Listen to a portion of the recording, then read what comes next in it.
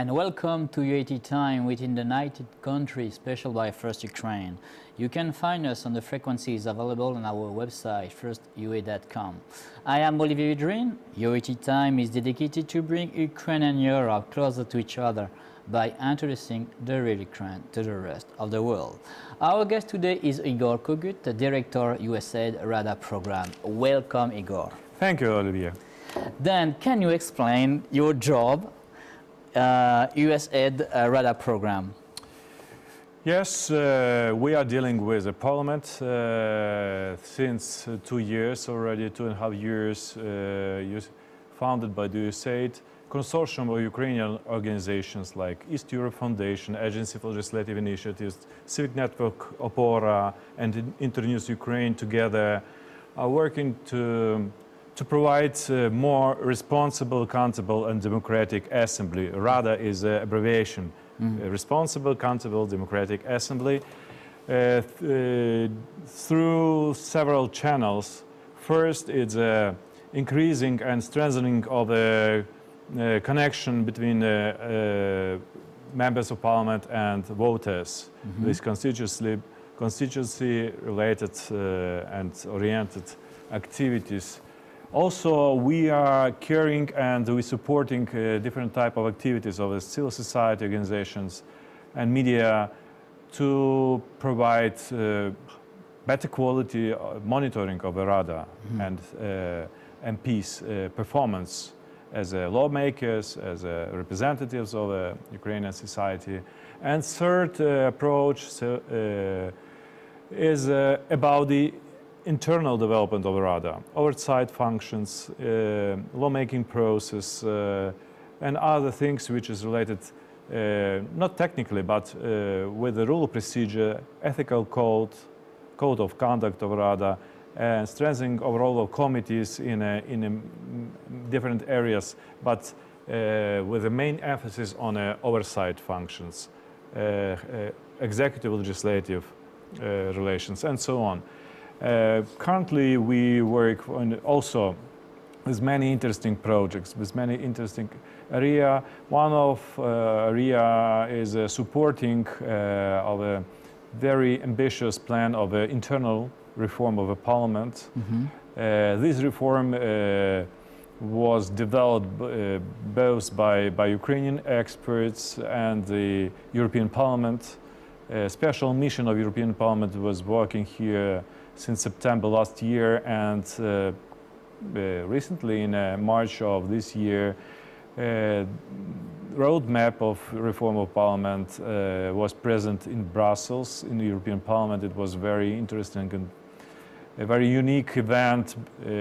More than 70 Ukrainian MPs jointly with European Parliament members were introducing. And they made a discussion on very important things related with the strengthening of a Ukrainian parliament. And I saw that they want to decrease the number of the member of the parliament in the Rada. They want to decrease? No, it's not the issue. We can talk about the declining of the number of those who is voting. It was a procedural voting on a passing law, but not about the general number of members. It's still 450 up to it, as is described in the Constitution of Ukraine.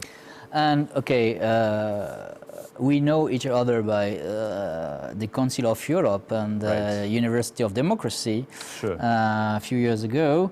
And you are also the founder and the head of the European School of Ukrainian School of Political Studies. And now, because I know your work and I know that the influence of this school is large and big and huge. And can you present to us your school and what you did and what are you doing now? Because I know you did a lot of conferences in the Council of Europe. You did a great job, and that was not always very easy a few years ago, but you succeeded. And can you explain? Thank you. It's an important question for me because it's a big pleasure. It's to be founder of this school, to have this cooperation with the Council of Europe, to have an opportunity and possibility to bring together mid-career people, young people, but already people who made some achievements in different fields, in different areas of their life. We're dealing with politicians, public servants, journalists, prominent journalists, civil society activists, leaders of a different well-known Ukrainian NGOs, also with a business, quite big community of the business people are part of this process. I think that it is quite successful program and very necessary for this country, bringing together people from different regions, with different experiences, putting them in a condition of discussions on a very important questions, issues related with the constitution, political process, but also with the economy, with gender equality, with environmental issues. The range of questions is very wide. We are looking for new generation of the people who will be responsible not only for political development but also for economic development. But you are very modest because I know that the influence of your former students where this influence is and were very important. Sure. Including during Maidan and including now. And you work a lot for Ukraine to go to the European Union, and that was not always easy. And before we discussed about some of our friends like in Azerbaijan, and I think we can use also maybe this program to speak about what's happened with our friend in Azerbaijan. Maybe that can help him. Yes, of course, because it's our pain of all our community. We community more than 20 schools from a region of the east and south of Europe, the Balkan countries, including the northern African countries, Tunisia and Morocco. It's a quite big number of the schools, and but what is a big asset of this community that we are present in all post-Soviet European countries, including Azerbaijan. Unfortunately, my colleague, director of this school, Igor Mamadov, more than 2 years in a jail. He was accused in some political activities. Yes, of course, most of the school of political studies or school of politics are devoted to work with new generation of politicians. And of course, in some countries, they are not taking pro-power official position, like in Russia, Federation, or in Belarus, same as Azerbaijan. It was one of the cause, one of the problem why Ilgar still in jail. And all efforts of the community network of the schools, political studies, and all the efforts of the Council of Europe, including Secretary General of the Council of Europe, who is each meeting with the Azerbaijan authority mentioning this case of Ilgar Mamadov, including some resolution of the European Parliament. Now we are looking for opportunities to bring together all these efforts and to make someday possible releasing of If UAT time can help Ilgar, because I know him, I was with him in the Council of Europe, he's a very clever man and brilliant person, then please freedom for Ilgar, because he's a very, very brilliant person. And when you say to me that now he's in jail, that was a shock for me. I talked with Ilgar a few years ago, and he said to me that was very difficult in Azerbaijan for him. But now you said to me that he's in jail, and really This is a shame for this country, but we know that Aliyev is not a big Democrat, and I'm not surprised about that. Yes, it's about the issue of democracy, of alternatives, political alternatives. Ilgar was staying on a leading alternative political movement there in this country, and it was a main purpose or main cause why he is not with us. He is in jail. And we are fighting for his freedom. And we will continue. We will continue to save Ilgar and to give freedom to Ilgar.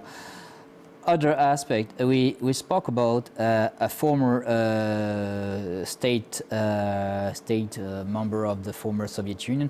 We talked about Belarus. Also in Belarus some problems because they are abroad from Belarus. Well, it's very typical for Belarusian NGOs and same as a school, East European School, Political Studies. They are registered and mostly acting outside of Belarus. Yes, they lived in Belarus. They're dealing with the same categories of young people from Belarus. People who are dealing with business, civil society, a bit less with those who are in political life, because it's quite limited access of people with different point of view, different vision. They were registered and they were founded here in Ukraine. We, as the Ukrainian School of Political Studies, were very seriously assisting them to establish this school. Several years we were conducting special seminars. That's why I say you did a great job, not only for Ukraine, but also for Belarus. Sure. Now they are registered in Lithuania and conducting operating in a different country, including Ukraine. They annually they have seminars, Belarusian school seminars here in Ukraine in our Carpathian region. And for Russia, what's happened now in Russia? Because when I was in the Council of Europe during those university democracy university, we had some problem with Russia, and now this problem I think is increasing. Because, sure. And what's happened with the political school in Russia?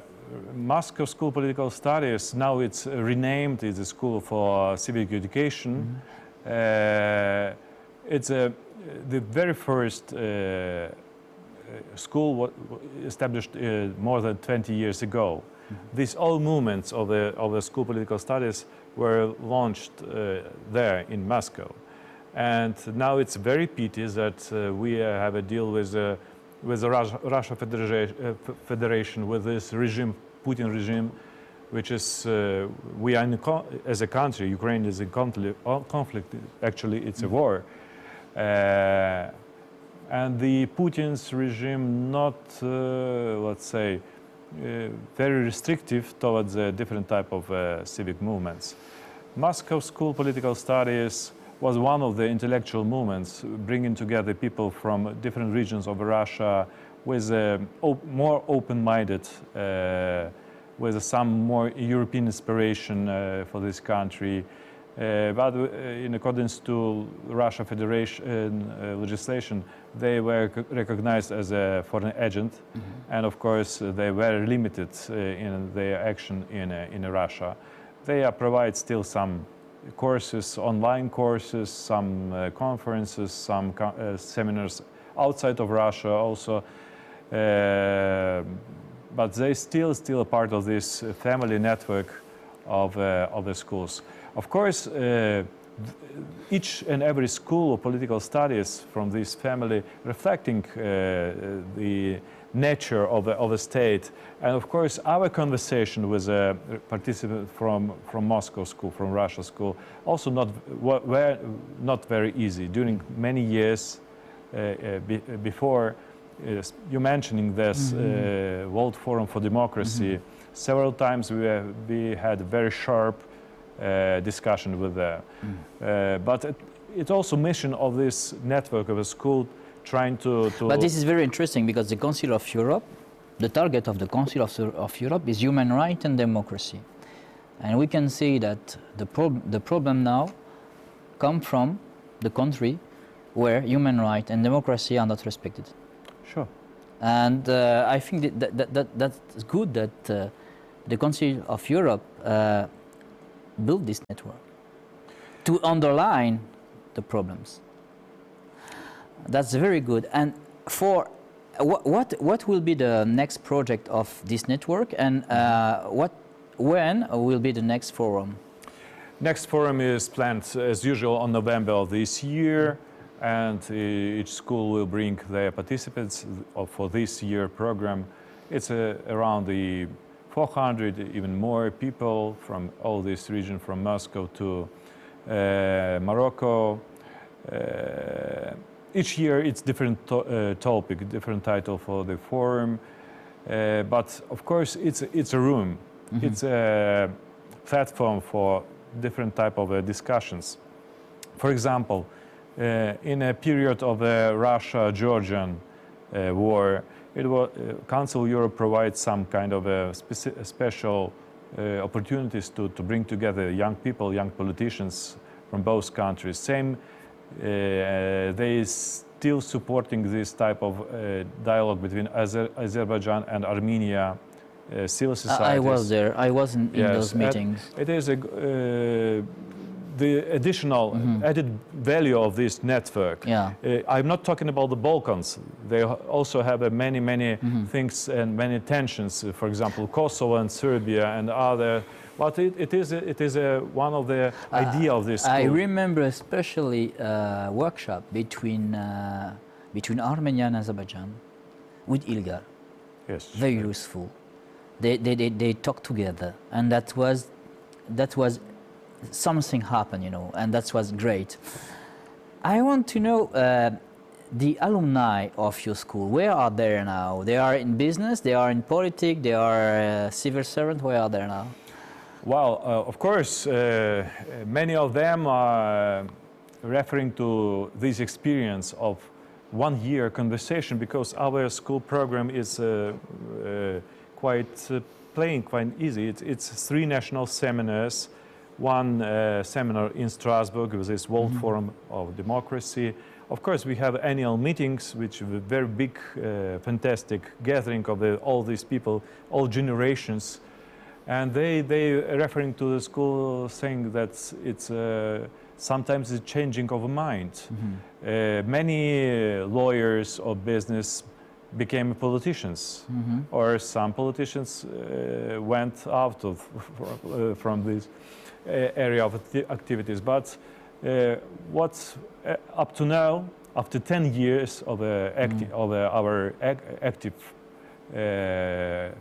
presence in Ukrainian life, we have a quite group of alumni who are member of parliament. We have many people who are serving in a cabinet of ministers as deputy ministers. We have good managers in business. We have good managers on TV.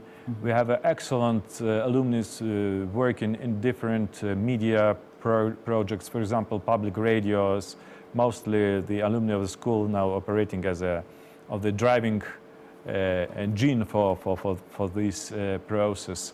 And of course, still very active people in civil society, all well-known organizations like Committee of Voters, Civic Network Opora, Transparency International, many other initiatives. For example, reanimation package of reforms is a coalition of many NGOs, think tanks.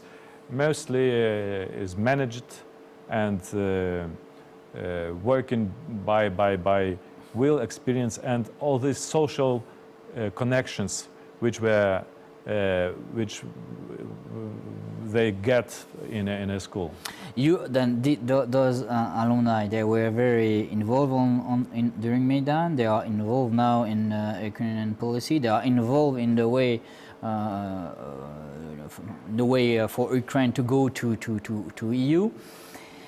What is the next step or the next project of your school? Do you have some dream you want to share with us about what you want what you want to do, how you want to develop new project with your school? Yes, of course. We still have some new directions of development. After 2014 elections, parliamentary elections, when we got a quite big group of newly elected MPs, members of parliament, from Maidan, from our school, from civil society. One of our area of activity was a special school program for newly elected parliamentarians. And since that moment, during our discussion, deliberation in these seminars, they decided to establish interfaction group Euro Optimists. It was some kind of our impact on a parliamentary life. This group very active now. They very well known. They very active in TV, in a public life, and we also supporting them in this type of we'll say promoting ideas of Europe among the Ukrainian citizens. Second project was a special program for leaders of communities.